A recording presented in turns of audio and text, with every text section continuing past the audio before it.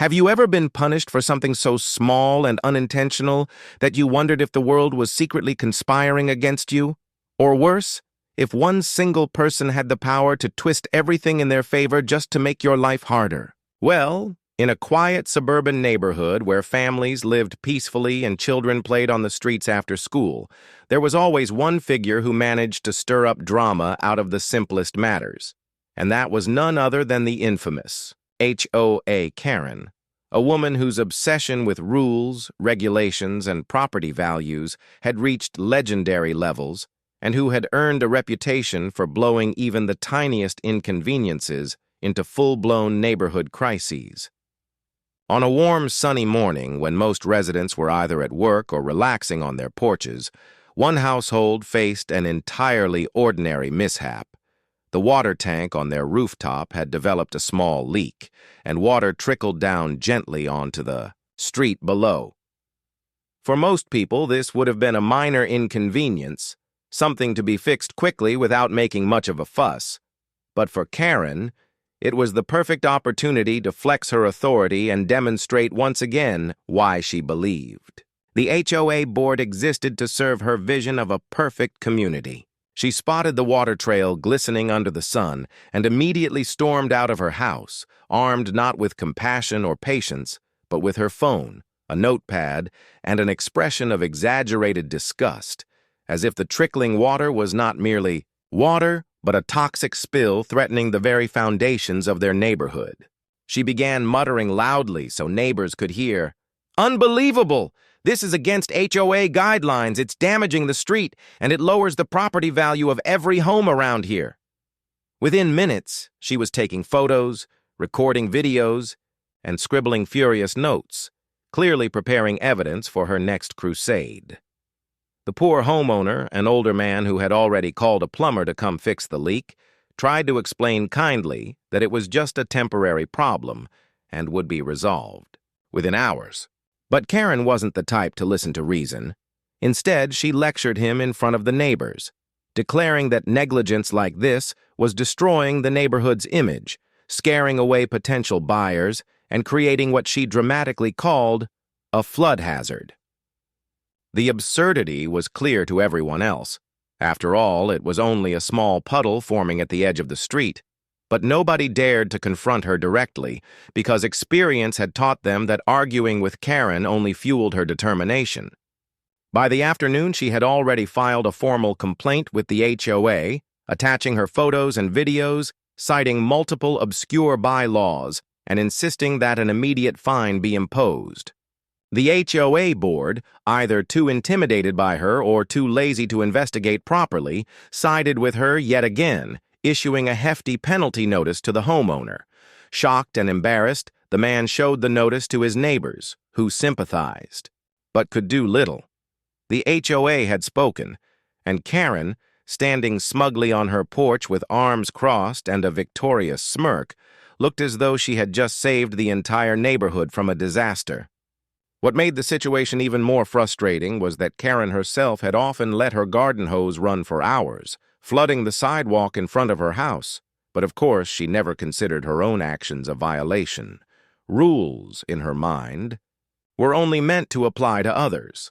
Gossip spread quickly, with some neighbors whispering about starting a petition to stand up to her, while others advised the fined homeowner to appeal the decision, though everyone knew that overturning a Karen-backed HOA ruling was nearly impossible.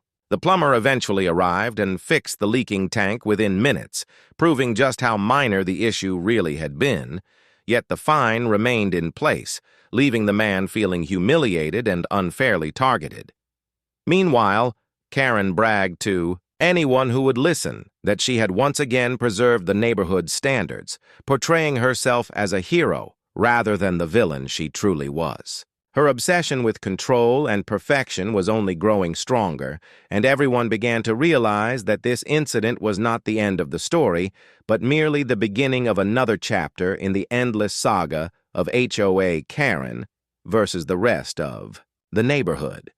But of course, the saga did not end there, because with Karen it never did, and what might have been a one-day nuisance transformed into weeks of tension, gossip, and escalating conflict that rippled across the neighborhood like waves spreading from a single pebble tossed into a pond.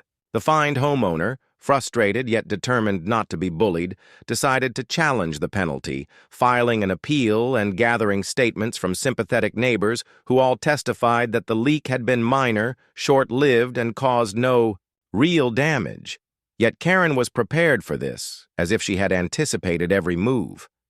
She appeared at the hearing with binders full of photographs, highlighted sections of the HOA rule book, and a self-righteous speech rehearsed so thoroughly that one might have thought she was presenting a case in front of the Supreme Court rather than a small neighborhood board. She spoke about community pride, about the dangers of negligence, about how a single puddle could attract mosquitoes, cause children to slip, or even erode the asphalt over time, painting a catastrophic picture from something most people wouldn't even notice. The board, clearly exhausted by her intensity but unwilling to oppose her wrath, upheld the fine, and once again the man was left powerless, shaking his head at the absurdity of it all. Yet something unexpected began to stir among the residents. While in the past they had tolerated Karen's antics out of fear or apathy, this time her overreach was so blatant that more and more people started voicing their discontent, not just in whispers but openly at block meetings and casual gatherings. They pointed out her hypocrisy, recalling the countless times she had let her sprinklers flood the sidewalk or her dog leave messes on neighbors' lawns, and how she had always dismissed complaints against herself as trivial. Slowly, a collective frustration was building, and for the first time, Karen found herself not merely feared but actively resented. Still, she carried on as if untouchable, boasting about the fine as proof of her effectiveness, strutting around the neighborhood with the air of a self-appointed sheriff, and warning others that she would be watching closely for any future violations. Then came the moment that tipped the balance.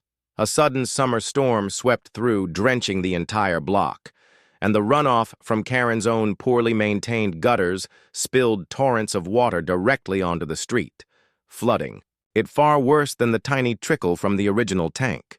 Neighbors laughed bitterly at the irony, some even snapping photos, and within hours a group of them compiled the evidence and submitted their own complaint to the HOA, demanding that if the homeowner could be fined for a leak, then Karen should face the same consequences for allowing her property to create such a mess. Cornered, Karen attempted to deflect, insisting that natural storms were beyond her control and that her situation was completely different.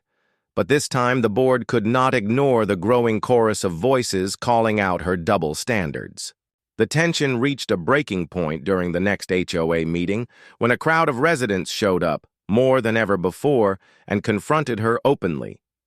Voices rose, tempers flared, and for once Karen found herself on the defensive, struggling to maintain her authority as people accused her of using the HOA as her personal weapon, of targeting neighbors unfairly, and of poisoning the sense of community they all once enjoyed.